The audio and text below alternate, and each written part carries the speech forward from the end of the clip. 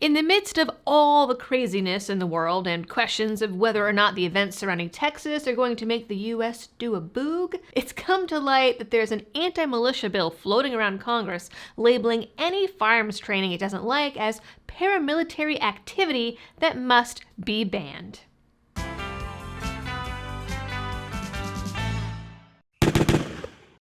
Hello everyone, and welcome back to the channel. And perhaps a front row seat to another event that people think might kick off a civil war. The language of the Second Amendment is pretty clear. Even so, we all know folks who say the text of the Second Amendment is limited only to militias. Then they get all bent out of shape when people actually go and form and join militias.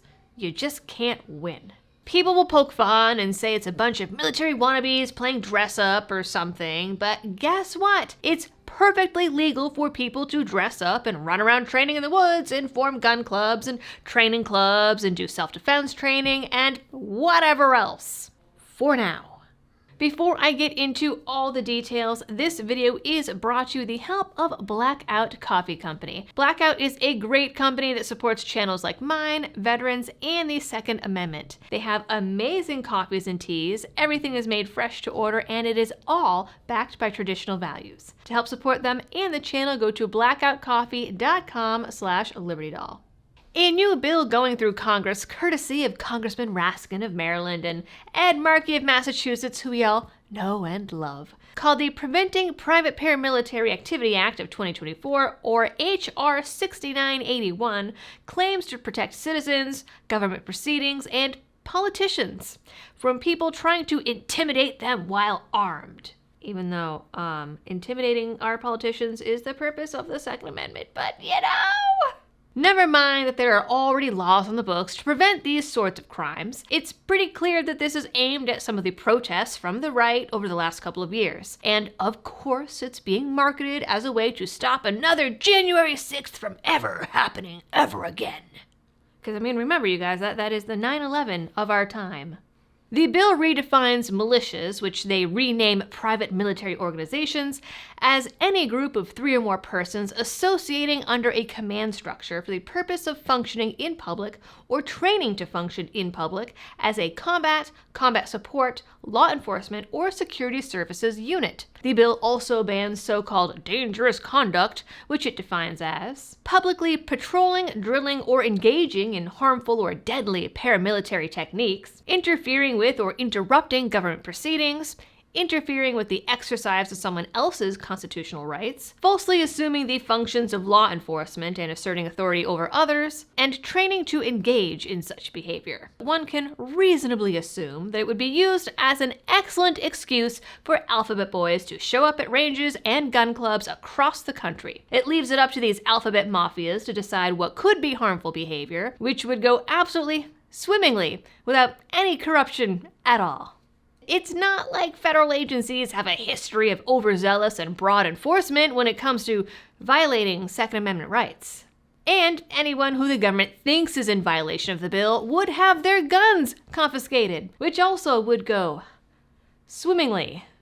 These definitions would include the security teams for churches and mosques and synagogues, the private security and law enforcement organizations like Detroit Threat Management, when the police disappeared, or the groups of armed men that gathered to protect homes and businesses during the 2020 Summer of Love. It would include firearms training schools and even just groups of people at gun clubs. You could say goodbye to classes on tactical shooting and home defense. People at the range would have to be careful to avoid any political talk that could be twisted or misconstrued. The FBI already used gun purchases to investigate thousands of American gun owners just for the crime of shopping at Dick's, which I guess kind of makes you a dick because they're terrible, Cabela's, buying a Bible, donating to Trump, or subscribing to alternative media, like myself.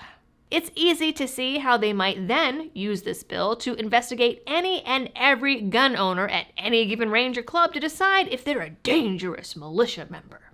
It would have a chilling effect on First and Second Amendment rights. In a press release, Markey was clear the bill was aimed at groups like the Oath Keepers and 3%ers, who simply swore an oath to uphold and adhere to the Constitution, and the Proud Boys, For example, these groups and others like them, they say, are not only a threat to national security, but also public safety by upholding the Constitution. The public safety of tyrants? Maybe. In Minecraft. Only in Minecraft. Alphabet Boy. Patrolling neighborhoods, impeding law enforcement, and storming the U.S. Capitol, private military groups like the Oath Keepers, the Three Percenters, and the Proud Boys are using political violence to intimidate our people and threaten democratic government and the rule of law. Our legislation makes the obvious but essential clarification that these domestic extremist paramilitary operations are in no way protected by our Constitution, said Raskin, clearly not understanding the Oath Keepers, Three Percenters, or the Constitution. Then they accused all of these groups as being white supremacists and behind January 6th, because that's racist now. They also gave a nod to the armed protests at state capitals during the lockdowns, like the ones that we saw in Michigan, which were not illegal and were, in fact, protected under state law and, again, the Constitution. Private and paramilitary actors, such as the Proud Boys and Oath Keepers, pose a serious threat to democracy and the rule of law, and we must create new prohibitions on their unauthorized activities that interfere with the exercise of people's constitutional rights, they said in a statement. The forces of bigotry, hatred, and violent extremism must be stopped for the sake of our democracy. Penalties for violating the law range from fines with a year in jail to life in prison. So how about them apples? I would imagine that the Republican majority in the Senate would put a very fast stop to this bill. But you never know. The fact that it's even been introduced is mildly concerning. But it's just part of the growing trend of the left saying the quiet part out loud. Alright folks, that is it for this video. Please like, share, and subscribe. If you are new here, check your subscriptions, even if you think you are subscribed, because YouTube likes to delete those. Also, ring the notification bell if you want to keep up to date with Second Amendment news. And as always, thanks for tuning in, and happy shooting.